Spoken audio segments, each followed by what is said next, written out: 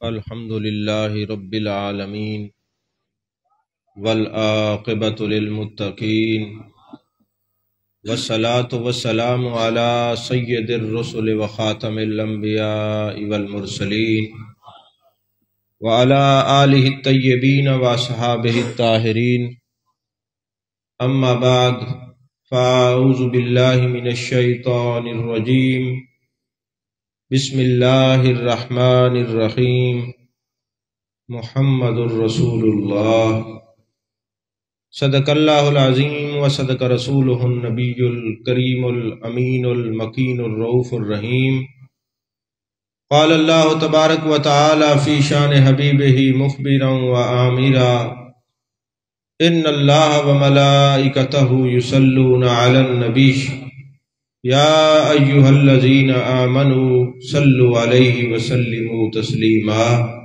اللہم صلی علی سیدنا و مولانا محمد وعلی آل سیدنا و مولانا محمد وبارک وسلم وصلی علیہ الصلاة والسلام علیک یا رسول اللہ وعلی آلک و صحابک یا حبیب اللہ۔ تمام تعریفیں اللہ تبارک و تعالیٰ کے لیے ہیں جو خالق کائنات بھی ہے، مالک ششجہات بھی، جو احد بھی ہے، صمد بھی ہے، جس کی شان لم یلد بھی ہے ولم یولد بھی۔ لا تعداد دیا درود و سلام بارگاہ سید الانام، شفیع رحمت، والی امت، شاہ خوباں، جان جانا، شہنشاہ حسینہ، سید سربراں، سیاہ لا مکان، تتیمہ دوراں، سرخیل زہرہ جمالا، رازدان ما اوہا، شاہد ما تغا، صاحب علم نشرہ، معصوم آمنہ، احمد مجتبہ، حضرت محمد مصطفیٰ صلی اللہ علیہ وآلہ وصحبہ وبارک وسلم کی دربار ناز میں اپنی عقیدتوں، ارادتوں، محبتوں کا خراج پیش کرنے کے بعد عزیزان محترم، حسن اتفاق ہے کہ آج 9 ربیع الثانی ہے اور ابھی تک ہمارا جو میلاد النبی صلی اللہ علیہ وسلم کا سلسلہ ہے وہ اسی طرح رواں دواں ہے۔ اس مسجد میں چاہیے تو یہ تھا کہ پہلے میلاد النبی کی مجلس ہوتی، لیکن خیر قاری صاحب کو یا شعبان صاحب کو 2-3 سال بعد خیال آیا کہ ہونی چاہیے، تو وہ ہمارا میلاد النبی کا یہ جلسہ لیٹ ہوتے ہوتے آخر 3 سال کے بعد آج اپنی منزل پر پہنچ چکا ہے۔ تو یہ عجیب غریب قسم کے لوگ ہیں۔ میلاد النبی کا جلسہ ظاہر سی بات ہے جس عنوان سے کوئی ہمیں یاد کرے گا ہم نے وہی عنوان بیان کرنا ہے۔ بعض لوگ محبت سے، بعض لوگ تنقید سے اور بعض لوگ تمیز سے کمنٹس بھی کرتے ہیں کہ جناب 11ویں شریف کا مہینہ شروع گیا اور آپ ابھی تک میلاد پڑھ رہے ہیں۔ میں نے کہا جن کا نمبر ابھی آیا ہے، جنہوں نے جلسہ میلاد کا سجایا ہے، تو ہم میلاد ہی بیان کریں گے نا۔ تو اس میں ہماری اپنی مرضی نہیں ہوتی۔ ابھی رات فیصل آباد میں شہر میں تقریر تھی، اگرچہ راستے بند تھے، بڑی مشکل سے خطیب پاکستان، واعظ نکتہ دان، خطیب العصر حضرت علامہ مولانا پیر حامد سرفراز قادری صاحب دامت برکاتہم العالیہ کی معیت میں ہم بڑی مشکل سے پہنچے۔ میں سمجھتا ہوں ان کی یہ کرامت ہے۔ اور پھر انہوں نے یہ بھی قربانی دی، خود خطاب نہیں فرمایا اور کہا ہمارے مہمان ہیں، یہ گفتگو کریں گے۔ تو 1 گھنٹہ میں نے گفتگو کی۔ چونکہ یہ ربیع الاول شریف کی برکتیں ہیں، والضحیٰ کے چہرے کی بات کرتے کرتے، واللیل کی زلفوں والے محبوب کی بات کرتے کرتے، ما زغ البصر وما طغیٰ کے کاجل والے آنکھوں والے حبیب کی بات کرتے کرتے بات یہاں تک پہنچی ہے کہ رات میں نام کسی بزرگ کا لیتا تھا، زبان سے جانے جانا کا نام نکلتا تھا۔ اور پھر میں نے کہا بھئی مجھے اس معاملے میں آپ معذور سمجھیں کہ محبوب علیہ السلام کا ذکر کرتے کرتے اب نہ زبان سے کسی اور ذات کی بات نکلتی ہے نہ کسی اور کی بات نکلتی ہے۔ تو ابھی بھی اتفاق ہے، میری خوش قسمتی ہے کہ جانے کائنات صلی اللہ علیہ وسلم کے ذکر پاک کی مجلس بھی ہے، اور چونکہ 11ویں شریف بھی ہے تو آخر میں انشاءاللہ سیدی و سندی، سیدی و مرشدی، قطب ربانی، غوث سمدانی، ہیکل نورانی، قندیل نورانی، شہباز لامکانی، حضرت سید غوث اعظم شاہ جیلانی کا ذکر بھی کریں گے۔ اچھا، چونکہ پورا مہینہ آپ گفتگو سماعت فرماتے رہے ہیں اور ہماری یہ کوشش رہی ہے کہ پورا مہینہ آپ کو نیا سبق سنائیں، تو آج میں محبوب کے ید اللہ والے ہاتھوں کا ذکر کرنے کا شرف حاصل کروں گا، کیونکہ ودھا کے چہرے پہ ذکر سنا، واللیل کی زلفوں پہ ذکر سنا، ما زغ البصر وما طغی کی کاجل والی آنکھوں کا ذکر آپ نے سنا، تو ہاتھوں پر بھی میں نے کافی خطابات کیے ہیں۔ آج محبوب کے ید اللہ والے ہاتھوں کا ذکر کرنے کی سعادت حاصل کریں گے۔ تو سب میرے آلے پاس سے دیکھنا، دائیں بائیں نہیں دیکھنا، تمہاری طبیعت خراب ہے تو یہ سائڈ تے تھی بہو ٹیک لگ بہو، لیکن توجہ میرے پاس سے رکھنی ہے، کیونکہ بندہ سامنے بیٹھا ہوئے دائیں بائیں دیکھے نہ والچا سے نہیں بن دی۔ عزیزان محترم، اللہ نے قرآن فرمائے ان الذین یبایعونک انما یبایعون اللہ، محبوب جو تیری بیعت کرتے ہیں در حقیقت وہ اللہ کی بیعت ہے۔ ید اللہ فوق ایدیہم، ان کے ہاتھوں پر، آپ کے ہاتھوں پر خدا کا ہاتھ ہے۔ بیعت میرے آقا علیہ الصلوۃ والسلام کر رہے ہیں، اللہ فرما رہے محبوب جس نے تیری بیعت کی ہے وہ میری بیعت ہے، تیرا ہاتھ میرا ہاتھ ہے۔ اور دوسرے مقام پہ فرمایا تبارک الذی بیدہ الملک وہو علی کل شیء قدیر، برکت والی ہے وہ ذات جس کے قبضہ قدرت میں سب کچھ ہے۔ اور یہاں پہ ید جو ہے اس لیے ترجمہ نہیں کرتے قبضہ قدرت، اس لیے کہ اللہ ایسے ہاتھوں سے پاک ہے جو ہمارے تخیل میں ہے، سورج سے پاک ہے اس طرح جس طرح ہم سوچتے ہیں۔ اب چونکہ قرآن مفسر بھی ہے، قرآن مفسر بھی ہے، جب کوئی بندہ یہ آیت پڑھتا ہے تبارک الذی بیدہ الملک، اس کا دل کرتا ہے کہ جس قبضہ قدرت میں، جس ہاتھ میں سب کچھ ہے، میرے مالک ہم اس کی بیعت کریں۔ فرمایا بیعت کرنی ہے تو ان الذین یبایعونک انما یبایعون اللہ۔ اور پھر دوسرے مقام پہ اللہ نے فرمایا وما رمیت اذ رمیت ولکن اللہ رما، وما رمیت، اور آپ نے نہیں مارا، اذ رمیت، جو آپ نے مارا، ولکن اللہ رما، آپ کے اللہ نے مارا۔ اب ذرا اسلوب دیکھیے اس آیت کا، اللہ فرماتے ہیں محبوب آپ نے نہیں مارا، جو آپ نے مارا، ولکن اللہ رما، وہ آپ کے اللہ نے مارا۔ اب آیت ایک ہے، ذاتیں دو ہیں، کوئی مفتی، کوئی محقق، کوئی محدث اس آیت کو لے لے اور کہے نہیں بھائی خدا نے مارا ہے، مصطفیٰ نے نہیں مارا، منکر قرآن ہو جائے گا۔ کوئی کہے نہیں مصطفیٰ نے مارا ہے، خدا نے نہیں مارا، تو یارو آیت ایک ہے، ذاتیں دو ہیں، جدا کر کے دکھائیں نہیں کر سکتے، اسی کو تو فنا فی اللہ کا مقام کہتے ہیں۔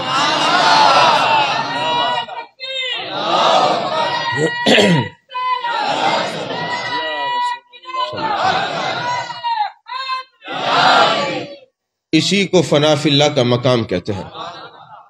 اچھا چلیں تھوڑا سا ابن عربی کو پڑھ لیتے ہیں، میں اس کا ترجمہ نہیں کروں گا، علماء تشریف فرما ہے، کیونکہ یہ جو تصوف ہے نا، علم پڑھنا ضرور ہویا پر دسنا نہ منظور ہویا، جس دسے آئے منصور ہویا، اس سولی پکڑ چڑھایا ہے۔ اس کو محسوس کیا جاتا ہے۔ علم تصوف ایسے ہے جیسے آپ کو 5-7 سیب ملا کے نا جوس بنا کے پلا دیں اور کہیں کیسا ہے، آپ کہیں گے اچھا ہے، ہم کہیں ذرا ذائقہ بیان کریں کیسا ہے، آپ کہیں گے محسوس کیا جا سکتا ہے، زبان پہ آتا نہیں۔ یہی علم تصوف ہے، محسوس ہوتا ہے، زبان پہ آتا نہیں۔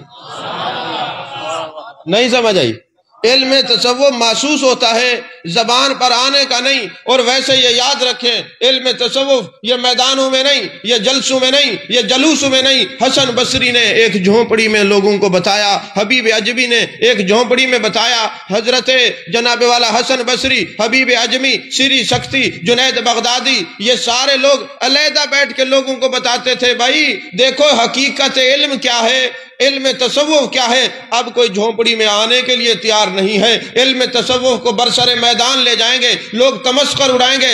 علم تصوف ایک ایسی حقیقت کا نام ہے، جب کوئی شریعت پڑھتا ہے وہ مکے تک پہنچتا ہے، اور جب تصوف پڑھتا ہے وہ مکے والے تک پہنچتا ہے۔ جب شریعت پڑھتا ہے مدینے تک پہنچتا ہے، اور تصوف پڑھتا ہے تو مدینے والے تک پہنچتا ہے۔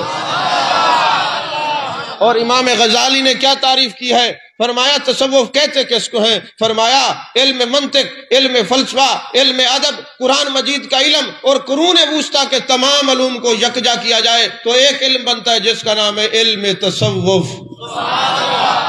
اور جو تصوف کا طے ہے وہ خیال یار میں گم کرتا ہے۔ فرمایا کہ انت عبد اللہ کانک تراہ فإن لم تکن ترا فإنہ یراک، عبادت ایسے کرو گویا تم جمال جہاں آرا کو تک رہے ہو، یا اس طرح عبادت کرو وہ تمہیں دیکھ رہا ہے۔ فرمایا یار کے تصور میں غرق ہونے سے تصوف کی طے بنتی ہے۔ نہیں سمجھ آئی آپ کو؟ تو یار کے تصور کرنے سے جو تصوف کی طے بنتی ہے، اور جب آپ خود نہیں رہتے، خیال یار میں مگن ہوتے ہیں تو صفائی قلب ہوتی ہے، تصوف کی سواد بنتی ہے۔ اور جب لا صلاۃ الا بحضور القلب، جب تک نماز نہیں ہوتی، جب تک بندہ حاضر نہ ہو، دل حاضر نہ ہو، دماغ حاضر نہ ہو، فرمایا جب تصور کرو گے یار کا صفائی قلب ہوگی، اور جب صفائی قلب ہوگی تو مقام ولایت پر پہنچو گے، اور جب مقام ولایت پر پہنچو گے تب مقام فنا میں پہنچو گے۔ فنا کیسی، بقا کیسی، جب اس کے آش نہ ٹھہرے، کبھی اس در پہ آ نکلے کبھی اس در پہ جا ٹھہرے۔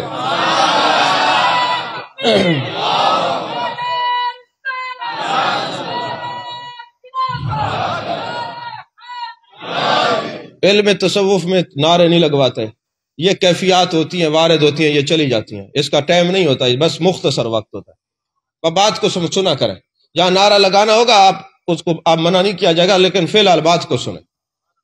توجہ ہے آپ کی؟ یا میں کوئی اور موضوع چھیڑ دوں؟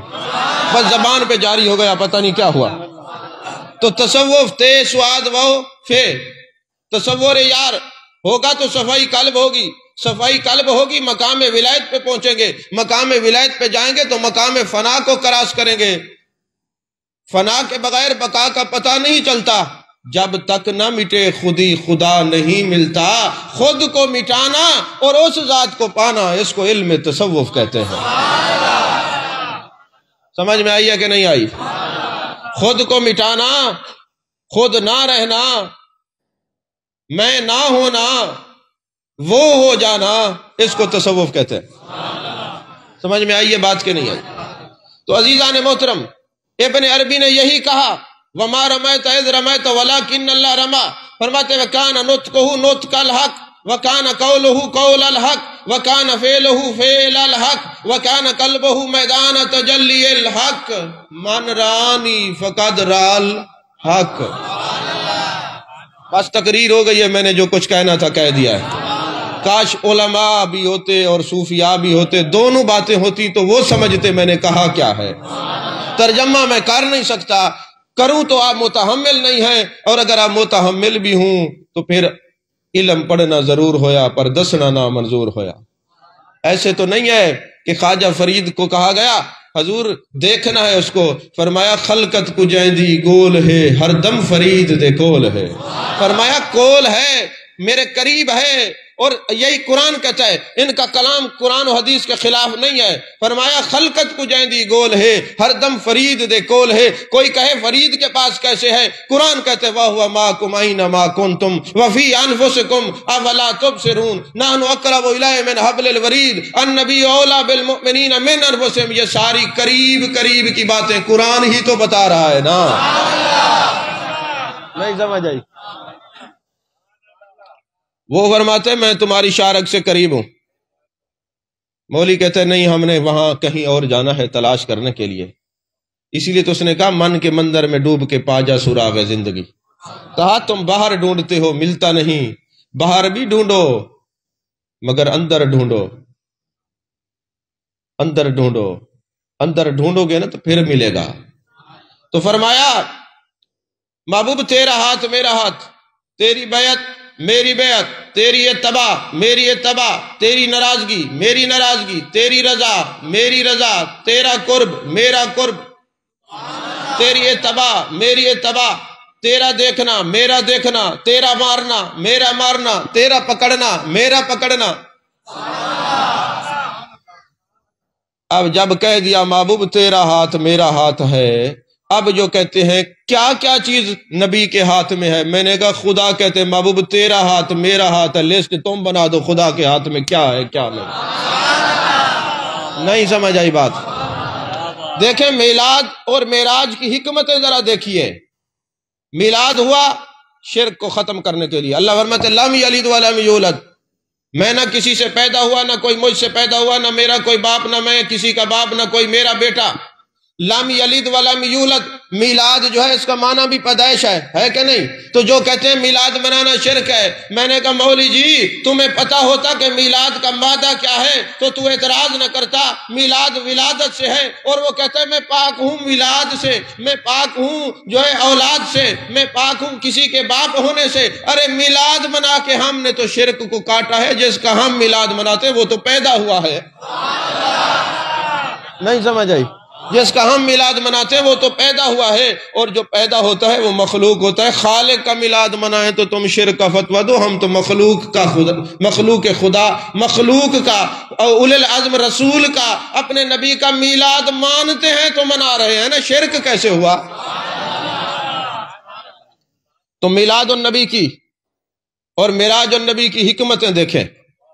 اللہ تبارک و تعالی نے اپنے محبوب کو، حضرت اپنے محبوب کے نور کو حضرت عبداللہ کے پشت میں رکھا تاکہ کوئی خدا نہ کہے.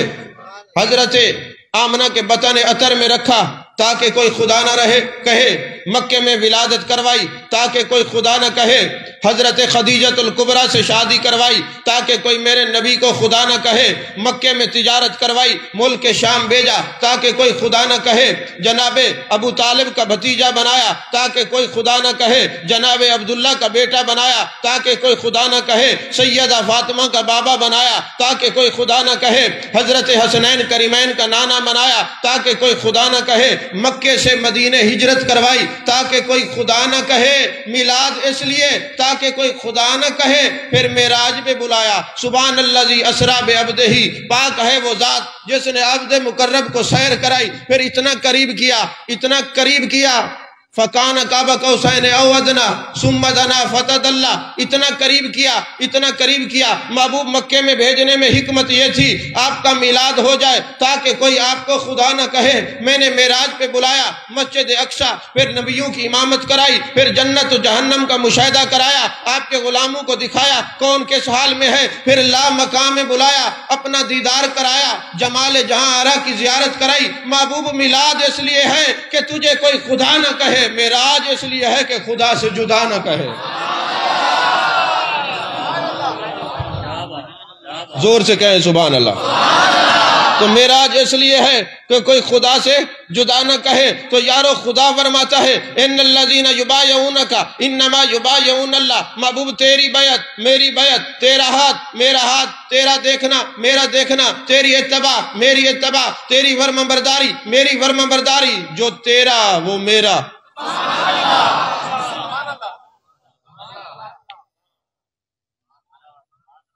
عزیزان محترم، ہاتھ کو دیکھیں. دیکھیں نا، گلاب کا پھول ہوتا ہے نا، آپ گلاب کو دیکھتے ہیں، خوشبو کو محسوس کر سکتے ہیں، بیان نہیں کر سکتے. آپ ہاتھ دیکھیں اور ہاتھ کی طاقت کو محسوس کریں.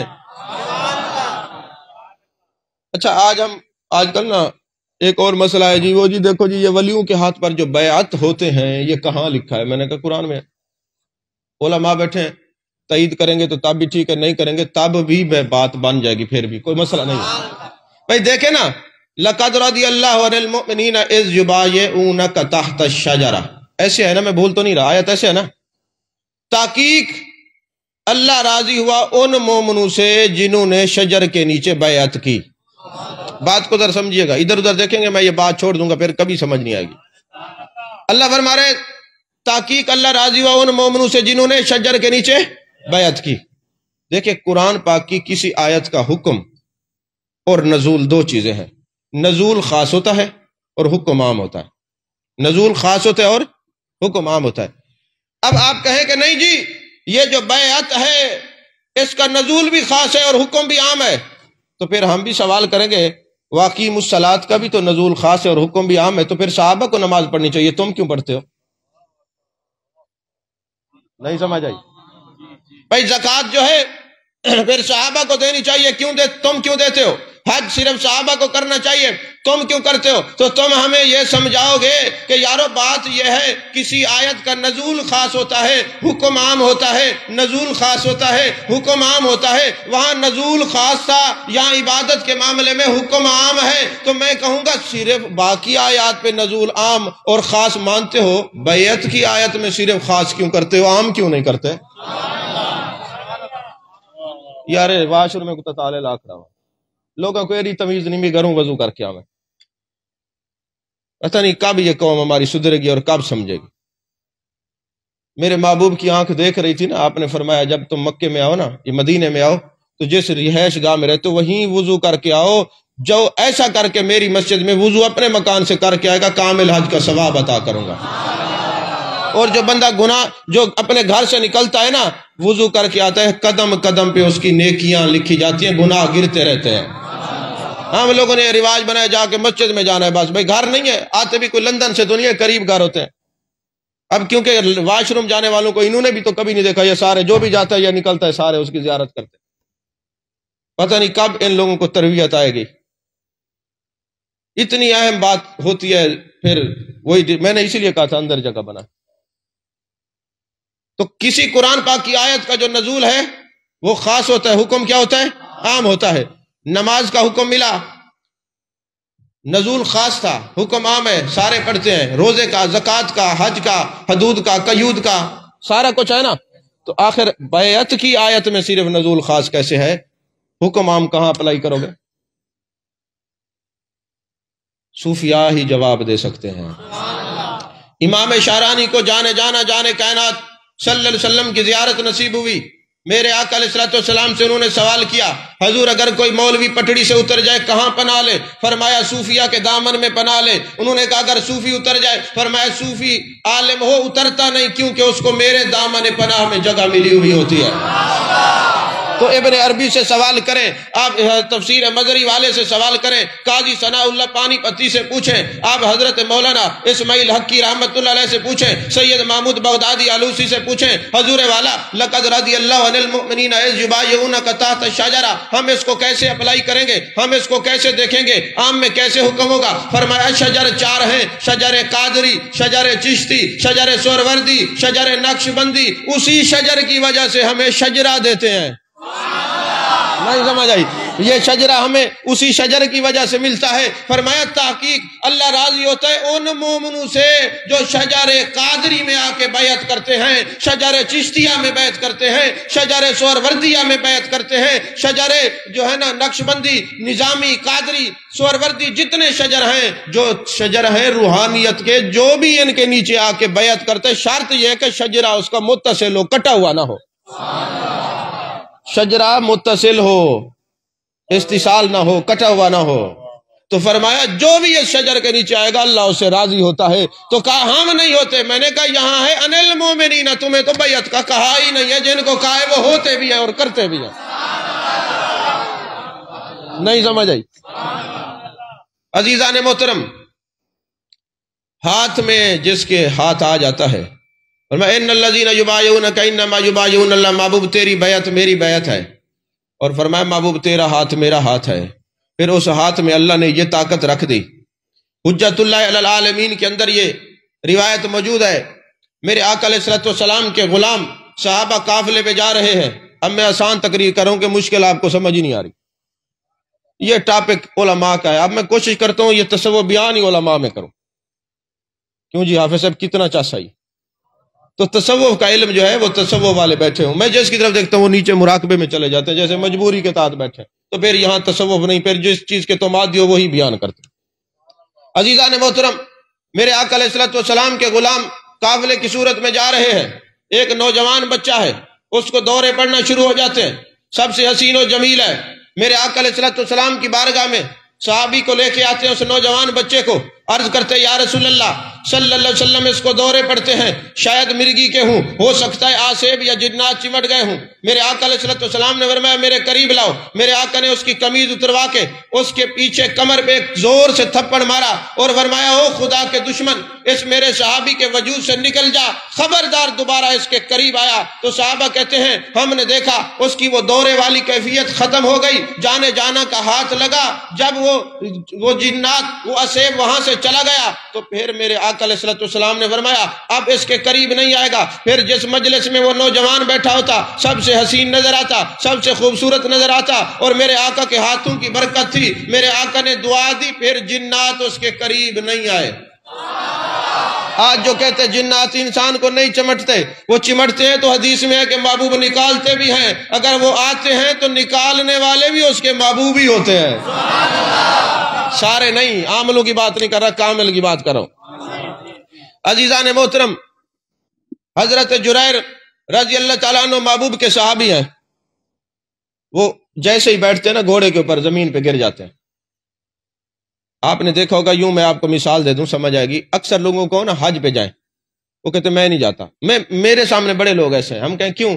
کہتے ڈر لگتے مطلب جہاز ڈھائے پوے، ایسے ہیں نا۔ اور اکثر کو زبردستی لے بھی جائے نا تو جو ساتھ بیٹھا ہوتا سیٹ والا اس کو چمٹ جاتے جیسے جہاز فلائنگ شروع کرتا ہے، ان کا دل چھوٹا ہوتا ہے۔ تو حضرت جریر رضی اللہ تعالیٰ عنہ محبوب کے اگرچہ صحابی ہیں مگر جیسے ہی بیٹھتے نا نیچے گر جاتے ہیں، گھوڑے پہ بیٹھ نہیں سکتے۔ ایک دن جانے کائنات صلی اللہ علیہ وسلم کے سامنے آتے ہیں، میرے آقا نے فرمایا جریر، خلصہ بت کے جو پجاری ہیں وہ میری شان کے اندر تنقیص کرتے ہیں، کیا تو اس خلصہ بت کو نہیں توڑے گا، نہیں گرائے گا؟ کیا ان لوگوں کو ختم نہیں کرے گا؟ تیرے نبی کے خلاف وہ باتیں کرتے رہیں، تیرے نبی کے ہوتے ہوئے خلصہ بت کے پجاری رہیں، تیرا دل نہیں کرتا کہ تو ان کو ختم کرے؟ عرض کی جانے کائنات مصطفیٰ جان رحمت صلی اللہ علیہ وسلم، میں تو گھوڑے پہ بیٹھ جاؤں گر جاتا ہوں، کرم فرمائیں۔ سرکار نے اپنا ہاتھ ید اللہ والا ہاتھ میرے سینے پہ رکھا اور دعا کی میرے مالک اب یہ پکا ہو جائے نہ گرے، محبوب کا یہ فرمانا تھا۔ پھر میں نے 150 یا 250 دو روایات ہیں کتابوں کے اندر، صحابہ کو ساتھ لیا اور جا کے میں نے ذوالخلصہ بت کو گرایا اور جلا دیا، اور وہاں جتنے مشرکین تھے سب کو مسلمان کر دیا۔ جب میں آیا جانے کائنات صلی اللہ علیہ وسلم کی بارگاہ میں، میرے آقا نے فرمایا بتا، میں نے کہا آقا آپ کے ہاتھ میں اتنا طاقت ہے، جب سے آپ کا ہاتھ آیا ہے میں اب گرتا نہیں ہوں، سنبھل جاتا ہوں۔ میں نے کیا کہا ہے سمجھ نہیں آئی آپ کو؟ آقا جب سے آپ کا ہاتھ لگا ہے تو ہم بھی عبد القادر جیلانی کے ہاتھ میں ہاتھ تابی دیتے ہیں، اپنے مرشد کے ہاتھ میں ہاتھ تابی دیتے ہیں۔ آقا جہاں آپ کا ہاتھ آ جاتا ہے پھر وہ گرتے نہیں ہیں، سنبھل جاتے ہیں۔ بیٹے یہ موبائل نہ بناؤ، توجہ سے سنو بات، پھر سارے تجھے دیکھنے لگ جائیں گے، یہ لائیو چل رہا ہے بعد میں لے لینا۔ سمجھ آ رہی ہے بات کہ نہیں آ رہی؟ عزیزان محترم، مشہور حدیث ہے، میرے آقا کریم صلی اللہ علیہ وسلم کی بارگاہ میں حضرت قتادہ صحابی، جنگ بدر میں آنکھ نکلتی ہے، ڈھیلا جو ہے ایک ناڑ کے ساتھ لٹک جاتا ہے۔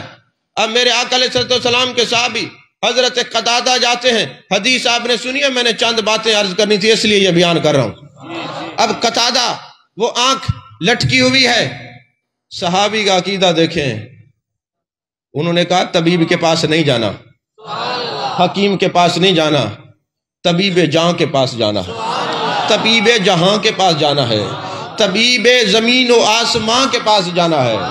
اب کہیں جی آسمان کیسے؟ فرشتوں کو بھی میرے آقا کی وجہ سے ان کے پر جلے ہوئے دوبارہ جڑے ہیں، یہ بھی روایات موجود ہیں۔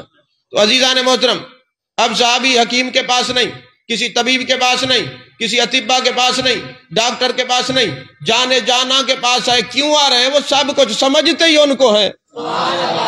اعلیٰ حضرت کا شعر پھیٹا تھا، انہیں جانا انہیں مانا، نہ رکھا غیر سے کام، للہ الحمد میں دنیا سے مسلمان گیا۔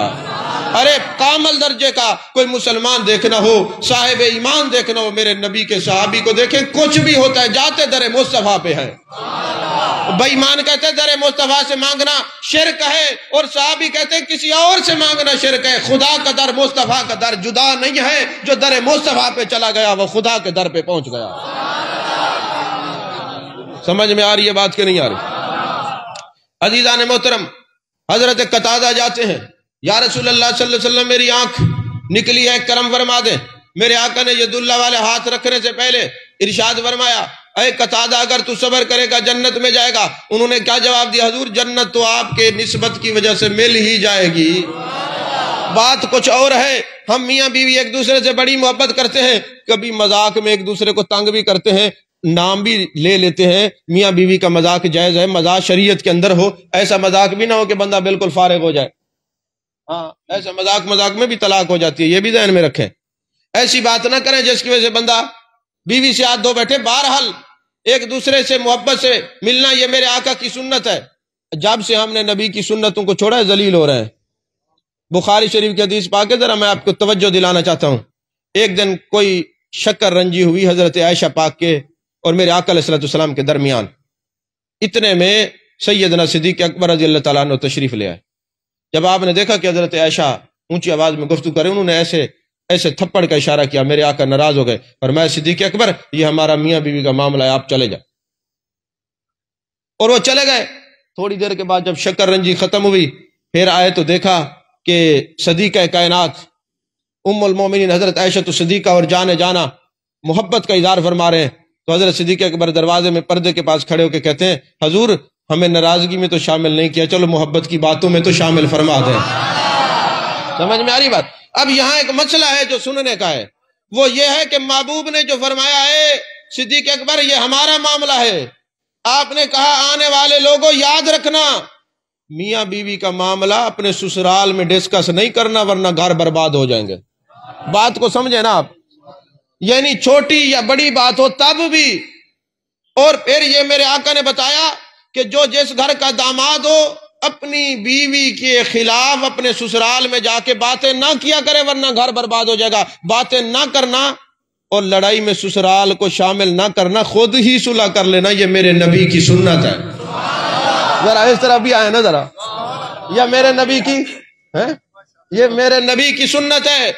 اور پھر میرے آقا نے فرمایا دیکھو جب حضرت علی کی شادی ہوئی فرمایا کہ چھوٹا سا گھر علی لے لو بے شک، لیکن میری بیٹی کو علیحدہ رکھنا۔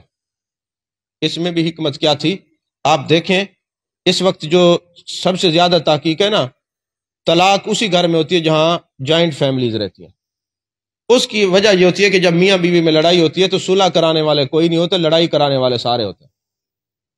اور بعض اوقات ایسا بھی ہوتا ہے لڑکی کا کوئی رشتہ دار نہیں ہے، اب لڑکے کے 10 رشتہ دار ہیں، لڑکی کا ایک ہوتا ہے، ایک بھی نہیں ہوتا، بیچاری اکیلی ہوتی ہے۔ اب اس کے لیے کون کہے بھی یہ سچی ہے یا جھوٹی ہے؟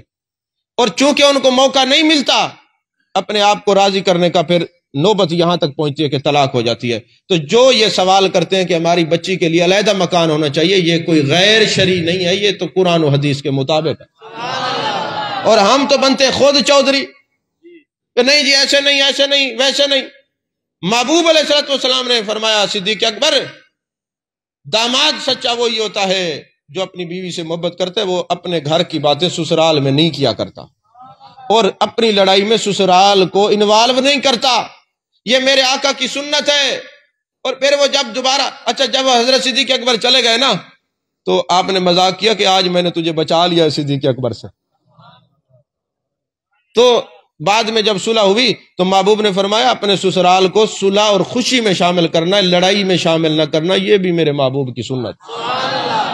کچھ لوگ یاد ہے چھوٹی چھوٹی باتیں سسرال، چاہے وہ لڑکی ہے وہ بھی اپنے ماں باپ کے گھر، اور وہ بھی اسی طرح گھر برباد ہوتے ہیں۔ جانا نے فرمایا میرا طریقہ نہیں ہے، جو میرے طریقے والے ہیں وہ میاں بیوی خود ہی صلح کر لیتے، کہتے کسی کو بھی نہیں ہے۔ توجہ ہے آپ کی؟ کئی تئی میں کبڑیج گئے، میں بخاری شریف دی حدیث پڑھی ہے، بات والے نبی دا ذکر کی تم۔ عزیزان محترم، حضرت قتادہ رضی اللہ تعالیٰ عنہ نے عرض کیا کہ میری اور میری بیوی کی بڑی محبت ہے، ایسا نہ ہو کبھی مذاق میں مجھے کہہ دے تیری ایک آنکھ نہیں ہے، تو مجھ سے برداشت نہیں ہوگا۔ اب دیکھیں آنکھ تو گئی ہے جنگ میں، اور آپ کے حکم سے لڑنے کے لیے جنگ بدر ہے، اور پھر میری آنکھ، پھر عیب ہو؟ ایسا نہیں ہو سکتا، جنت تو آپ کی وجہ سے مل جائے گی۔ آپ نے فرمایا نہیں مانا حبانی کان مائی فی الجنہ، میں آپ سے محبت کرتا ہوں، جنت تو میری پکی ہے، لیکن مجھے آنکھ چاہیے یا رسول اللہ صلی اللہ علیہ وسلم۔ میرے آقا علیہ السلام نے ید اللہ والے ہاتھوں سے دوبارہ آنکھ جوڑی۔ اب یہاں خطیب ایک غلطی کرتے ہیں، وہ کہتے سائیں ڈٹھے وہ جڑی آنکھ ہے نا او بعد علی، او پہلے علی کنے زیادہ سونی تھی ہے، ہن ایک سونی ہوئے تے ایک کوجی ہوئے، عیب ہے نا، محبوب تا عیب مٹاون واسطے ہیں، نہیں سمجھ آئی؟ ایک آنکھ اور ہو اور ایک کا ڈیزائن اور ہو تو یہ تو عیب ہے نا۔ فرمایا محبوب نے ایسی آنکھ پہ ہاتھ رکھا کہ دونوں آنکھیں خوبصورت ہو گئی۔ ہاں یہ ہوا ہے، ہاتھ ایک آنکھ کو لگا، خوبصورتی دونوں میں آئی، ہاتھ ایک آنکھ کو لگا اور کبھی دونوں آنکھوں میں سرخی نہیں آئی، آنکھیں خراب نہیں ہوئی، آنکھیں چدی آئی نہیں، پہلے سے نظر زیادہ تیز ہو گئی۔ یہ ید اللہ والے ہاتھوں کی برکت تھی۔ سمجھ میں آ رہی ہے بات کہ نہیں ہے؟ عزیزان محترم، حضرت عبداللہ بن عتیق رضی اللہ تعالیٰ عنہ میرے آقا کے صحابی ہیں۔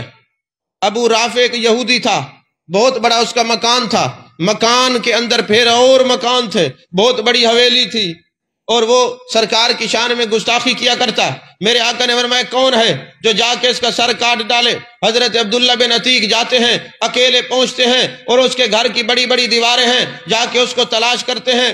ابو رافع یہودی سامنے نظر آتا ہے، اس کا سر قلم کرتے ہیں، پھر دیوار پہ چڑھنے لگتے ہیں، زمین پہ گرتے ہیں، پنڈلی ٹوٹ جاتی ہے، پھر کسی طبیب کے پاس نہیں جاتے۔ جو بیر ساتھی کھڑے تھے کہتے یار میری دستار میری پنڈلی پہ باندھ دو، میں جانے جانا کے پاس جاتا ہوں۔ وہ طبیب دو جہاں ہے، وہ جسم کے بھی طبیب، وہ روح کے طبیب، وہ جناب والا جہاں نظر ڈالتے ہیں، نگاہ ڈالتے ہیں۔ اللہ نے میرے محبوب کو منبع شفا بنا کے بھیجا ہے، لہذا مجھے جانے جانا کے پاس لے جاؤ۔ پنڈلی کے اوپر کپڑا باندھ کر جب آقا کریم صلی اللہ علیہ وسلم کی بارگاہ میں لے گئے، میرے آقا نے فرمایا پنڈلی سے کپڑا ہٹا لو۔ آپ نے ید اللہ والا ہاتھ رکھا، ہاتھ رکھتے ہی عبداللہ بن عتیق کہتے میری پنڈلی کا درد ایسے گیا جیسے پنڈلی ٹوٹی نہیں ہے۔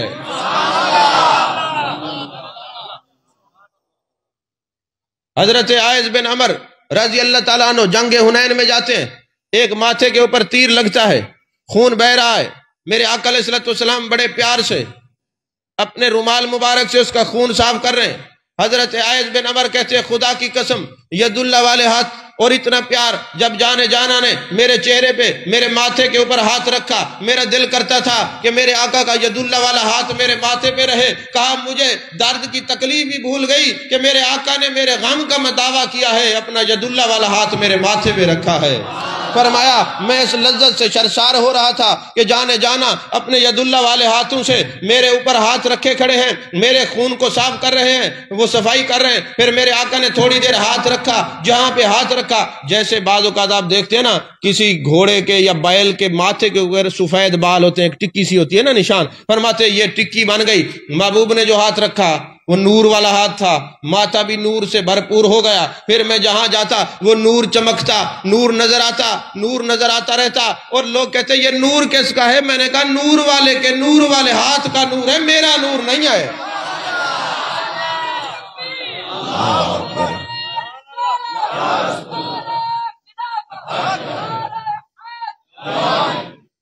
یہ ختم دے سامان چاہیے نہ لگ دے یادن باس کریں، توجہ ہے آپ کی، تقریرہ کر کر کے ایسا تھکے بدن سامان ایڈ ہوئے دے بدن۔ عزیزان محترم، حضرت ابیض بن جمال رضی اللہ تعالیٰ عنہ محبوب کے صحابی ہے، اور پیدائشی منہ کے اوپر چیچک کے داغ ہے۔ ایک دن دیکھا کبھی کسی کی محبوب پنڈلی ٹھیک کر رہے ہیں، کبھی زخموں پہ ہاتھ رکھ رہے ہیں، زخم ختم ہو رہے ہیں، تو یہ تو ید اللہ والا ہاتھ ہے، کیوں نہ میں اس ہاتھ سے فیض یاب ہو جاؤں۔ جاتے ہیں جانے کائنات مصطفیٰ جان رحمت صلی اللہ علیہ وسلم آپ کی بارگاہ میں آیا ہوں، آپ کے ہاتھ میں اللہ نے کوئی ایسا کمال رکھا ہے جو چاہے وہی ہو جاتا ہے، تو کرم فرما دیں۔ آپ نے پوچھا بتاؤ ابیض بن جمال ابیض سفید رنگت والے، بتاؤ کیا کہتے ہو؟ آقا میرے منہ کے اوپر پیدائشی چیچک کے داغ ہیں، میں جہاں جاتا ہوں لوگ کہتے ہیں یہ اگر داغ نہ ہوتے بڑا حسین ہوتا۔ میرے آقا نے فرمایا کیا چاہتا ہے؟ آقا یہ چیچک کے داغ ختم ہو جائیں۔ محبوب نے فرمایا میرے قریب ہو جاؤ۔ فرمایا محبوب نے ایسا ہاتھ پھیرا وہ داغ غائب ہوئے، میرا چہرہ نور علی نور ہو گیا، لگتا ہے داغ تھے ہی نہیں کبھی۔ عزیزان محترم، حضرت عکاشہ بن محسن رضی اللہ تعالیٰ عنہ جنگ بدر میں لڑتے لڑتے تلوار ٹوٹ جاتی ہے، جانے جانا کے پاس جاتے ہیں، آقا تلوار ٹوٹ گئی، کھجور کی ٹہنی عطا فرما دی، لے لو، وہ تلوار بن گئی۔ تھی کھجور کی ٹہنی، محبوب کے ہاتھ لگے، وہ تلوار بن گئی۔ پھر وہ ایسا نہیں کہ دوبارہ ٹہنی بنی، وہ تلوار ہی رہی اور کئی نسلوں تک ترکی کے دور تک آج بھی وہ تلوار محفوظ ہے جو محبوب کے ہاتھ سے بنی تھی۔ کھجور کی ٹہنی سے جو تلوار بنی تھی وہ آج بھی موجود ہے۔ اب ایک تصوف کا اور نقطہ سن لیں، اللہ کرے آپ کو سمجھ آ جائے۔ میرے آقا کے صحابہ بیٹھے ہوئے تھے، رات اندھیری تھی، گھر جانے لگے، گھر جانا چاہتے ہیں، مہربانی فرمایا کوئی لکڑی لے آؤ۔ ایک صحابی اٹھا، ایک لکڑی لے آیا، کھجور کی لکڑی تھی، محبوب نے ہاتھ رکھا، وہ ٹارچ بن گئی۔ محبوب نے ہاتھ رکھا، وہ ٹارچ بن گئی۔ وہ ٹارچ بنی، صحابی 3 ہے یا 4 ہیں، ایک نہیں، ٹارچ ایک ہے۔ آگے چوک میں جا کے کسی کا گھر ادھر ہے، کسی کا ادھر ہے، کسی کا ادھر ہے، ٹارچ ایک ہے۔ صحابی تھے، محبوب کے شاگرد تھے، جانے جانا کی صحبت و سنگت و معیت میں بیٹھنے والے تھے۔ انہیں پتا تھا کہ جو محبوب نے ہاتھ رکھا ہے، اب یہ تو نور ٹہنی ہو گئی، یہ ٹارچ بن گئی، یہ بیٹری بن گئی۔ اب گھر علیحدہ ہیں، ٹارچ ایک ہے، صحابہ 3 ہیں یا 4 ہیں، دونوں روایتیں موجود ہیں۔ اب کیا کریں؟ فوراً انہوں نے استدلال کیا، مسئلہ مستنبت کیا، انہوں نے لکڑیاں اٹھائیں، اس لکڑی سے لگاتے گئے، جو لکڑی اس سے لگتی گئی وہ بھی نور علی نور ہوتی گئی۔ کہا تم ولیوں کے ہاتھ میں ہاتھ کیوں دیتے ہو؟ میں نے کہا میرے پیر نے اپنے پیر کے ہاتھ میں ہاتھ دیا، اس نے اس کے ہاتھ میں، ان کے پیر نے، یہ ہاتھ سے ہاتھ ملتا آیا ہے۔ صحابہ نے بتایا نبی کا ہاتھ جس جیسے ملتا ہے، جو بھی ہاتھ رکھتا جائے گا فیض پاتا جائے گا۔ سمجھ آ رہی ہے بات کہ نہیں آ رہی؟ فیض پاتا جائے گا۔ عزیزان محترم، حضرت انس بن مالک رضی اللہ تعالیٰ عنہ کے گھر میں جاتے ہیں صحابہ، انہوں نے دسترخوان بچھایا، اس کے اوپر گوشت لگا ہوا ہے، شوربہ لگا ہوا ہے، سالن کے نشانات ہیں۔ انہوں نے کہا حضرت اس کو کبھی دھو بھی لیتے؟ فرماتے 1 منٹ لگتا ہے۔ تندور جل رہا تھا، وہ دسترخوان اٹھایا، اس میں ڈال دیا، آگ کے اندر وہ جلا نہیں، وہ میل جل گئی، وہ دسترخوان صاف ہو گیا۔ انہوں نے پوچھا ہماری طرف تو صابن اور صرف سے دھویا جاتا ہے، صرف اور صابن سے دھویا جاتا ہے، آپ نے آگ میں جلا کے دھویا، وجہ کیا ہے؟ کہا جانے جانا آئے تھے، ایک دن ہاتھ صاف کیے تھے اس سے، جب محبوب کا ہاتھ لگ جاتے پھر وہ چیز جلتی نہیں ہے۔ ہم بھی ہاتھوں میں ہاتھ اس لیے دیتے ہیں کہ یہ ہاتھ چلا رہا ہے، نہیں سمجھ آئی؟ ہاتھ چلا آ رہا ہے۔ عزیزان محترم، محبوب پاک صلی اللہ علیہ وسلم ایک جگہ پہ تشریف فرما ہے، ایک قبیلہ آ گیا، حضور ہم مسلمان ہوتے ہیں مگر شرط یہ ہے کہ آپ جو ہے کھجور کا باغ لگائیں، آج ہی گٹھلیاں لگائیں، آج ہی باغ بن جائے، آج ہی تیار ہو جائے، اور صبح ہم اس کا پھل کھائیں، پھر مسلمان ہوں گے۔ اب ایسے اعتراضات وہ کرتے ہیں جو نبی کو مجبور سمجھیں، اسی لیے تو ہم مختار سمجھتے ہیں، نہیں سمجھے؟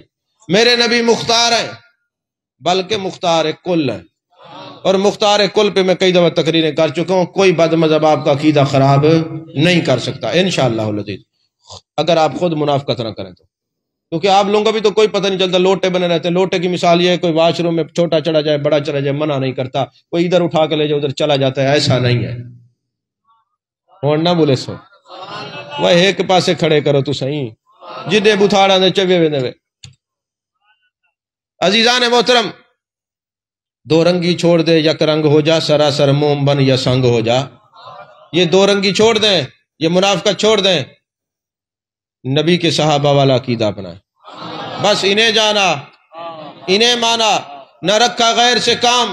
للہ الحمد میں دنیا سے مسلمان گیا، صرف صحابہ نے نبی کو دیکھا، اب دیکھیں نا، حضرت حذیفہ بن الیمان کہیں بیٹھے، بڑے بڑے وزراء بیٹھے ہیں، کھانا زمین پہ گرتا ہے، آپ اٹھا لیتے ہیں، اور جیسے اٹھاتے ہیں نا، کسی نے کہا بڑے بڑے دنیا دار بیٹھے، فرمایا بیٹھے رہیں، میں ان احمقوں کی وجہ سے نبی کی سنت چھوڑ دوں؟ نہیں سمجھ آئی آپ کو؟ تم تو رواج کے طور پہ نا ربیع الاول شریف کا کھانا ہو یا 11ویں شریف کا، پر رواج کے طور پہ ایسے کھایا جیسے جانور کھاتے ہیں، بعد میں باقی پھینک دیا۔ اگر تم نے اس لنگر کا ادب پوچھنا ہے تو احمد رضا سے جا کے پوچھو۔ ہاں، کبھی احمد رضا کے شاگرد بنے، امام احمد رضا خان فاضل بریلوی علیہ الرحمہ نے جو عشق اور محبت سکھایا ہے، مجھے کوئی کہے امام احمد رضا کو ایک لفظ میں بتائیں، میں کہوں گا عشق مصطفیٰ کا نام احمد رضا ہے، ادب مصطفیٰ صلی اللہ علیہ وسلم کا نام احمد رضا ہے۔ لوگ کہتے ہیں ہم بریلوی نہیں، میں نے کہا تم واقعی نہیں، ہمیں کہو، نہیں سمجھے، ہمیں کہو، ہم نہیں چڑھتے، کیوں؟ عشق مصطفیٰ کا نام ہے احمد رضا بریلوی، ادب رسول کا نام ہے اشا امام احمد رضا خان بریلوی، نہیں سمجھ آئی آپ؟ جو عشق مصطفیٰ کی انہوں نے ایک حدود اور باڑ قائم کیا نا، پہلے جو اس کو توڑے گا وہی گستاخ ہوگا، جو اس کے اندر رہے گا نہ وہ اہل بیت کا گستاخ ہو سکتا ہے نہ صحابہ کا گستاخ ہو سکتا ہے۔ یار مجھے یہ بتاؤ کہ جو سادات کا اتنا ادب کرتا ہے کہ پالکی پہ پھر خود اٹھاتا ہے، اب یہاں یہ سوال بنتا ہے کہ ان کو پتہ کیسے چلا؟ یہ میں نہیں بتاتا، ابھی وہ جب موقع آئے گا تو بتاؤں گا۔ تو جو نسل کا اتنا احترام کرتا ہے وہ اصل کا کتنا احترام کرتا ہوگا؟ وہ امام احمد رضا فاضل بریلوی 11ویں شریف کا لنگر زمین پہ گر جاتے ہیں اور زمین پہ ایسے زبان سے اٹھاتے ہیں۔ کسی نے کہا حضرت کیا کر رہے ہیں؟ فرمایا تمہیں نہیں پتا یہ غوث پاک کی نسبت کا، اس کا ادب یوں ہی ہے۔ ہاں عزیزان محترم، اب وہ کہتے جناب والا یہ پھل لگ جائیں اور ہم سارے پھل کھائیں۔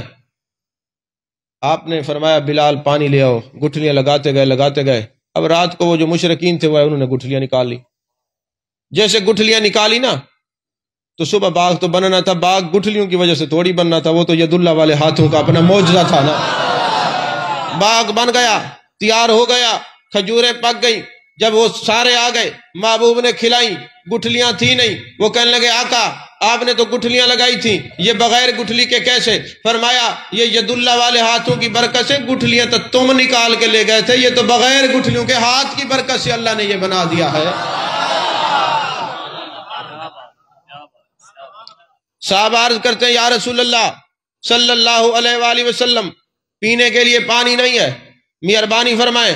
جانے کائنات نے دیکھا، فرمایا فلاں وادی میں ایک عورت پانی کی مشکیں بھر کے لے کے جا رہی ہے، جاؤ اس کو لے کے آؤ۔ جب اس کو لے کے آئے، محبوب نے ان کی مشکوں سے ایک قطرہ لیا، پھر باقی اپنا ہاتھ ید اللہ والا رکھا، سب نے پانی پی لیا، مگر اس کی مشکوں سے پانی ختم نہ ہوا۔ محبوب نے فرمایا اس سے ہم نے پانی لیا، اب اس کو کوئی گفٹ دو، پھر کھجوریں سرکار نے اس کو عطا فرمائی ہیں۔ حضرت بلال فرماتے ہیں 19 کھجوریں محبوب نے مجھے دیں، فرمایا کھولنا نہیں، جو مہمان آیا دیکھنا نہیں، ان کو دیتے رہنا ہے۔ فرمایا اب میں تو بعض اوقات گنتی کرتا تھا، 50 تو میں اکیلا کھا جاتا تھا، مہمان اس کے اور ہوتے، کئی نسلوں تک وہ چلتی رہی مگر ختم نہیں ہوئی۔ اور حضرت عثمان غنی کے دور تک وہ تھیلی موجود رہی، پھر کسی نے دیکھ لیا تو اس وقت حضرت عثمان غنی نے فرمایا اگر تم نہ دیکھتے تو یہ کبھی ختم نہ ہوتی۔ یہ ید اللہ والے ہاتھوں سے جس کو رزق عطا ہوتا ہے، واللہ یؤتی وانما انا قاسم، اللہ عطا کرتا ہے میں نبی تقسیم کرتا ہوں۔ بخاری شریف کی حدیث نہیں پڑھی آپ نے کہ حضرت ابو ہریرہ جاتے ہیں حضور مجھے نا میرا حافظہ کمزور ہے، بات بھول جاتی ہے، تو میرے آقا علیہ السلام نے فرمایا چادر بچھاؤ۔ آپ نے 2-3 دفعہ ایسے ہاتھ کیے اور فرمایا سینے سے لگا لو، اب وہ خدا جانے یا خدا کا مصطفیٰ جانے یا وہ ابو ہریرہ جانے، فرمایا اس کے بعد ایک ہی دفعہ میں پڑھتا تھا پھر بھولتا نہیں تھا۔ تو ید اللہ والے ہاتھوں سے جس کو جو ملتا ہے، جو عطا ہوتا ہے، میرے آقا علیہ السلام کے غلاموں 317 ہجری کے اندر ایک ابو طاہر قرامتی شیعہ بادشاہ بنا، بحرین کا تھا، اس نے خانہ کعبہ پہ حملہ کیا، حاجیوں کو شہید کیا، 317 ہجری میں بھی حج نہیں ہوا، اور وہ حجر اسود کو اٹھا کے لے گیا۔ جب حجر اسود کو اٹھا کے لے گیا کئی سال اس نے اپنے پاس رکھا، پھر جب کوئی نیا خلیفہ آیا، مقتدر باللہ بنا، تو مقتدر نے کہا کہ جاؤ وہ لے کے آؤ، وہاں ایک عبداللہ محدث رحمت اللہ علیہ تھے جو مکہ شریف کے اندر بیٹھ کے حدیث پڑھاتے تھے، ان کے ایک رخسار سے خوشبو آتی رہتی تھی۔ کسی نے پوچھا عبداللہ محدث خوشبو کیسے آتی ہے؟ کہتے ہر وقت آنکھیں بند کر کے دنیا سے منہ موڑ کے جانے جانا سے دل لگا کے درود پڑھتا ہوں۔ ایک دن جانے جانا کی زیارت ہوئی، فرمایا عبداللہ چہرہ قریب کرو۔ میں نے چہرہ قریب کیا، میرے آقا نے میرے منہ کا بوسہ لیا، یہ جو محبوب کے ہونٹوں کی خوشبو ہے جو میری رخسار سے آتی رہتی ہے۔ تو عبداللہ محدث کو کہا گیا کہ جناب حجر اسود منگانا ہے۔ اس نے کہا حضور والا پھر مجھے بھیجیں، میں وہاں جاؤں گا اور اصلی حجر اسود لے کے آؤں گا، ایسا نہ ہو کہ وہ اہل تشیع والا بادشاہ جو ہے نا 2 نمبری کرے، میں اوریجنل لے کے آؤں گا۔ جب وہاں پہنچے کہنے لگے بھئی جو حجر اسود ہمیں دو گے ہم اس کی جو ہے نا اس کو دیکھیں گے، اس کو جانچیں گے، اس کا اصل اور نقل ہونا یہ پرکھ کریں گے۔ انہوں نے کہا کیسے ہوگا؟ کہا اس کو آگ میں جلائیں گے، اگر آگ میں جلتا ہے تو حجر اسود نہیں ہے، پانی میں ڈالیں گے ڈوبتا ہے تو حجر اسود نہیں ہے۔ ایک لایا گیا، آگ پہ رکھا گیا، وہ پھٹ گیا، دوسرا آیا وہ پھٹ گیا، تیسرا آیا وہ پھٹ گیا، حاضل قیاس کئی آئے، پھر اوریجنل لایا گیا، آگ بجھ گئی، پانی میں ڈالا گیا، تیرتا رہا۔ ابو طاہر کرامتی نے پوچھا یہ بتاؤ تمہیں پتا کیسے چلا اصلی اور نقلی کیسے ہوتا ہے؟ اصلی اور نقلی کیسے ہوتا ہے؟ کہا بات یہ ہے ہمارا جو دین ہے وہ روایات پر قائم ہے، یہ جنت کا پتھر ہے، جنتیوں کو آگ نہیں لگتی، جنتی تیرتے رہتے ہیں، ڈوبتے، وہ کیا ڈوبے جو محمد کے ترائے ہوئے ہیں صلی اللہ علیہ وسلم۔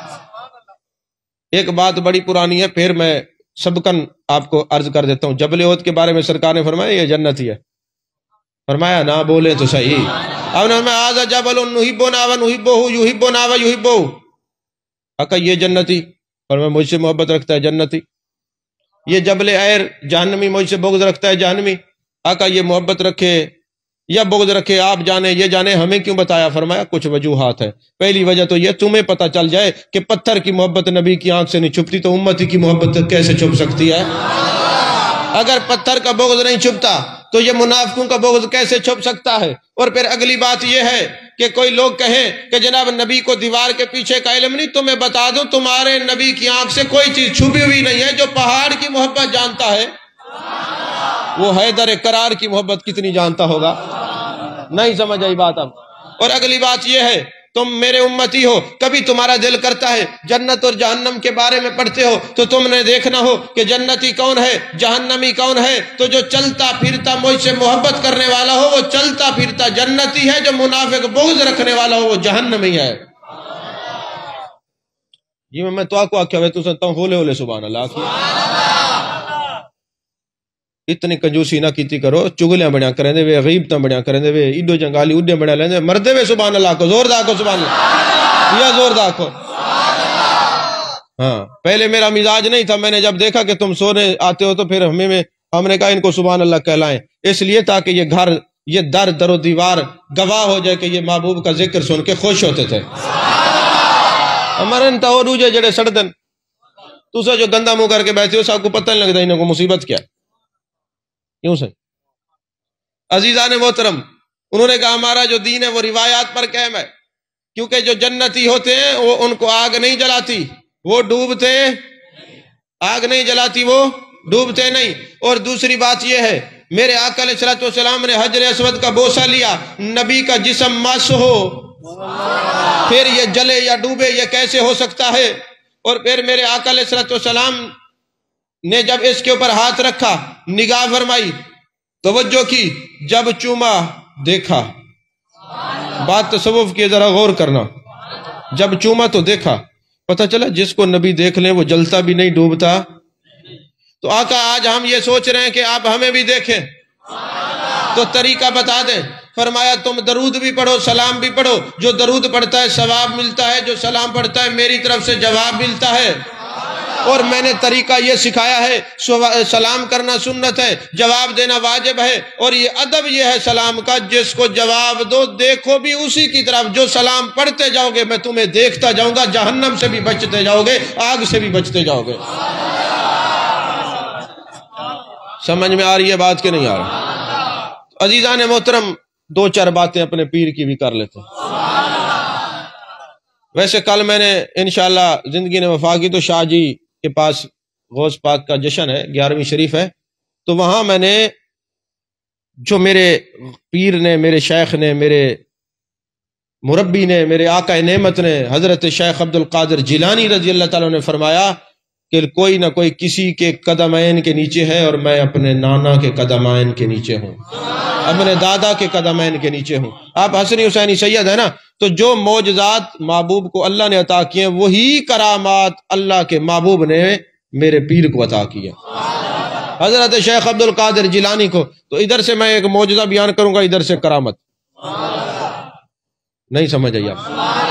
تو یہ انشاءاللہ کل آپ نے آنا بھی ہے سب نے، کیونکہ یاد رکھنا غوث پاک نے فرمایا جو میرا نام یاد رکھے گا دنیا میں قیامت میں میں نہیں بھولوں گا، جو مجھے یہاں نہیں بھولے گا میں وہاں نہیں بھولوں گا، اور جو مجھے میرے بارے میں یہ کہہ دے گا کہ میں ان کا مرید ہوں، میرے سلسلے میں بیعت ہو جائے گا، قادری ہو جائے گا، جب تک توبہ نہیں کرے گا مرے گا نہیں۔ فرماتے میں نے دروغہ جہنم سے سوال کیا کہ تیرے رجسٹر میں کوئی قادری موجود ہے، جہنم میں جانے والا کوئی قادری؟ اس نے کہا نہیں، جس کے اندر کوئی اور ہے، اے عبد القادر تیرے مرید سارے جنتی ہیں۔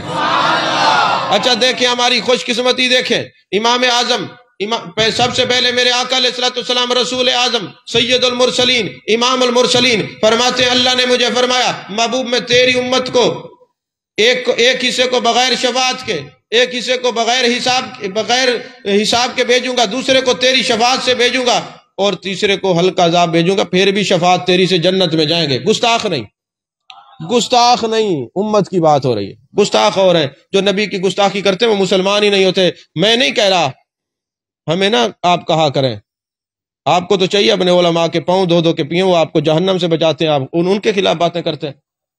کیونکہ بولا قرآن میں ہے نا، یہ جو ملا بیٹھ کے نا المفتی من المفت والے کہتے ہیں نہیں صحیح بندہ مسلمان تھی وال کی دو کافر تھی، میں کہ قرآن ہے چھے۔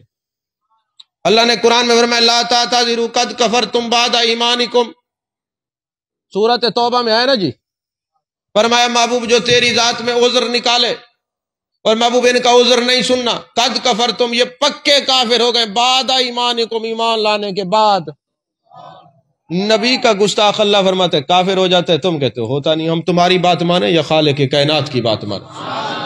اللہ فرماتے ولا تصلی علی احد منهم مات ابدا ولا تقم علی قبرہ، ہم تمہیں کہیں منافقوں کے جنازے نہ پڑھا کرو، اس ہی تواڈے ڈیڈ دا اے رول ہے اڑا ہی مکایا کرو، اچھا نہیں دیکھنا منافق عاشق اساں تا پڑھسوں، میں کہ ول پڑھسو تے جہنم وچ ویسو، قران وچ ولا تصلی علی احد منهم مات ابدا، جلے منافق مرے اوندا جنازہ نہ پڑھو، ولا تقم علی قبرہ، پتہ لگے منافق دی قبر ہے، اون دی قبر تے کھڑے نہ تھی۔ میں نے کہا ہے یہ میرا فتویٰ ہے، اعلی حضرت کا فتویٰ ہے، یہ فتاوی ربانی ہے، سورۃ توبہ ہے، سورۃ توبہ یاد رکھیں۔ اور منافق کون ہوتا ہے؟ سیدھی تعریف ہے، جو نبی کی عظمتوں کو گھٹائے وہ منافق ہے، اور جو نبی کی عظمتوں کو بڑھائے وہ عاشق ہے۔ نہیں سمجھ آئی؟ سورہ توبہ دیکھ لینا، اگر آیت نہ نکلے میں جواب دار ہوں اس جہان بھی اور اس جہان، آیت نکلے تو شرم و حیا کی گولیاں تم بھی کھا لو، اپنا ایمان بچا لو۔ ہاں ناراض نہیں ہونا، ہو بھی جائیں گے تو میں نے تو قرآن پڑھا ہے، میں نے کوئی حدیث کی ہوتی تو اس پر بحث بھی کرتا، میں نے کسی مولوی کا فتویٰ دیا ہوتا تو میں کہتا پتہ نہیں کہ ہو سکتا ہے، لیکن اللہ فرماتے ولا تصلی علی احد منهم مات ابدا ولا تقم علی قبرہ۔ عزیزان محترم، غوث پاک نے فرمایا جو میرا نام یاد رکھے گا وہ غریب نہیں ہوگا، جو مجھے یہاں نہیں بھولے گا میں وہاں نہیں بھولوں گا۔ اب یہ شانیں اور عظمتیں اللہ نے قرآن میں دی ہیں ولیوں کو، فرمایا ان الذین آمنوا وعملوا الصالحات سیجعل لهم الرحمن ودا، جو ایمان لائے نیک عمل کیے میں ان کی محبتیں لوگوں کے دلوں میں بٹھا دیتا ہوں۔ ارے ولیوں کی محبت خدا دلوں میں بٹھائے، ملا تو کون ہوتا ہے نکالنے والا، بٹھانے والا وہ خود ہے۔ فرمایا الاخلاء یومئذ بعضهم لبعض عدو الا المتقین، قیامت والے دن سارے لوگ دشمن ہو جائیں گے مگر یہ اللہ کے ولی وہاں بھی کام آئیں گے، وہاں بھی کام آئیں گے۔ کہا جی اولیاء کون ہے؟ فرمایا ان اولیاء الا المتقون، جن کو لوگ ولی کہیں گے یہی تو متقین ہیں، جو یہاں تعلق ہوگا تو وہاں کام آئے گا۔ نہیں سمجھ آئی جی؟ یہ کیسے کام کرا لیں گے؟ یہ متقین کیسے بخشوا لیں گے، ان کی نسبت کیسے کام آئے گی؟ کہا ان اکرمکم عند اللہ اتقاکم، میرے قریبی جو ہیں قریبی کام کروا ہی لیتے ہیں۔ نہیں سمجھ آئی؟ عزیزان محترم، حضرت سیدنا شیخ عبد القادر جیلانی حسنی حسینی مجمع البحرین ہے، باپ کی طرف سے حسنی ہے، ماں کی طرف سے حسینی ہے، مجمع البحرین ہے۔ وارے نیندر دی وجہ کو ایک گال سنا کے گفتگو ختم، گال ایک سنے سو، کیونکہ نیندر اس خطاب نہیں تھیندا، کول پتہ نہیں لگتا انسان آج بیٹھے ہیں یا قبرستان آج بیٹھے، کیوں حافظ؟ جیندے بندے کو خطاب سنیں گے، ویسے گھنٹے تو زیادہ تھی کہ تمہاری لیمٹ ہی اتنا ہے۔ عزیزان محترم، حوالہ میں کہنا رہا کیونکہ میرے کوئی پتہ کہ نہیں، اور بعض حوالے ایسے ہوتے ہیں جن کی زبان سے نکلتے ہیں وہ ذات خود حوالہ ہوتی ہیں۔ یہ حضرت علامہ مولانا مفتی منظور احمد فیضی رحمت اللہ علیہ بیان کرتے تھے، میرے لیے وہ حجت ہے۔ اس کے علاوہ میں بغداد شریف گیا، جب بھی بغداد شریف حاضر ہوئے وہاں کے سجادہ نشین عرس غوثیہ کے موقع پر یہ بات بیان فرماتے ہیں، اور اس وقت جو موجودہ سجادہ نشین ہے الشیخ السید محمد ہاشم الگیلانی، وہ انگلش میں بھی تقریر کرے، عربی میں بھی تقریر کرے، دونوں تقریروں کے اندر یہ بات وہ بیان کر رہے ہیں۔ اگرچہ بغداد شریف میں میری موجودگی میں انہوں نے یہ بیان کیا، لیکن میں ان کے ادب کی وجہ سے حوالہ نہ پوچھ سکا۔ میں نے کہا آپ کی زبان ہی میرے لیے حوالہ، اگر دیکھنا ہے تو نیٹ پہ کھول کے سن لو، خود ہی بات سنا رہا ہوں، اگر آپ کہتے ہیں تو سناتا ہوں، آپ سوتے ہیں تو سلاتا ہوں۔ عزیزان محترم، حضرت سیدنا شیخ عبد القادر جیلانی الحسنی والحسینی قدس سرہ العزیز، آپ حج کرنے کے لیے جاتے ہیں، جب حج پہ جاتے ہیں نا تو بیت اللہ شریف میں جاتے ہیں، وہاں کا جو مفتی مکہ تھا وہ بھی بڑا عاشق رسول تھا، صاحب ایمان تھا۔ انہوں نے جب دیکھا نا بھئی بڑے نورانی چہرے والے ہیں، بڑے حسین ہیں، میں آپ کو ایک چیلنج کرتا ہوں، آپ باقی مکتبہ فکر کے علماء کی تصویریں بھی اٹھا لیں اور سنی علماء کی، ہمارے علماء حسین ہیں، محبت کا نور ان کے چہروں پہ ہے، ادب کا نور ان کے چہروں پہ ہے، سنت کا نور ان کے چہروں پہ ہے۔ ایسا ہے کہ نہیں؟ آپ اتفاق کرتے ہیں نا؟ دور سے سنی پہچانے جاتے ہیں، عشق مصطفیٰ والے دور سے ان کے چہرے بھی بتاتے ہیں یہ ادب والے، ان کے پیرے بھی بتاتے ہیں یہ ادب والے ہیں۔ جیسے حضرت سیدنا شیخ عبد القادر جیلانی رضی اللہ تعالیٰ عنہ مسجد شریف کے اندر، مسجد حرام کے اندر، مکہ کے اندر جیسے ہی وہ داخل ہوتے ہیں، مفتی مکہ کی نظر پڑتی ہے، چہرے پہ انوار و تجلیات کی بارش ہے، قریب آتے ہیں اور پوچھتے ہیں ما اسمک یا شیخ، حضور آپ کا نام کیا ہے؟ فرمایا انا عبد القادر الجیلانی۔ اچھا، وہ 11ویں والے پیر۔ ایک دن مسجد نبی شریف میں بیٹھے ہوئے تھے، بوسنیا اور چیچنیا کے لوگ آئے ہوئے تھے، میں نے کہا چلیں ان سے کوئی بات چیت ہوئی نا، قریب بیٹھے ہوئے تھے، تو میں نے ان سے سوال کیا، میں نے کہا آپ حضرت شیخ عبد القادر جیلانی کو جانتے ہیں؟ تو انہوں نے مجھے حیرت سے کہا آپ وضو میں بیٹھے ہیں؟ میں نے کہا ہاں مسجد نبی شریف میں بیٹھا ہوں تو وضو میں ہی ہوں گا۔ تو کہنے لگے ہمارے بوسنیا اور چیچنیا کے اندر بغیر وضو کے غوث پاک کا نام ہی کوئی نہیں لیتا۔ سمجھ میں آ رہی ہے بات؟ نام ہی کوئی نہیں لیتا۔ وہ اتنے اللہ والے ہیں، اتنے بزرگ ہیں، اتنا اللہ نے عظمتیں اور شانیں عطا کی ہیں، اور فرماتے ہیں کہ جب وہ مفتی مکہ قریب آتا ہے اور کہتے ہیں حضور میں نے چند سوالات کرنے تھے، آپ نے فرمایا تم بعد میں سوالات کرنا، پہلے تم ایک بات کا جواب دو، جب جانے کائنات مصطفیٰ جان رحمت صلی اللہ علیہ وسلم جو ہیں دنیا سے گئے، آپ کو جو غسل دیا گیا وہ پانی کی طرح، سمجھ میں؟ وہ پانی کدھر ہے؟ وہ پانی کدھر ہے؟ تو وہ جو مفتی تھے انہوں نے کہا مجھے نہیں پتا، سویرے جواب دوں گا۔ اب رات کو ساری رات کتابیں کھنگالتے رہے، جواب نہیں ملا۔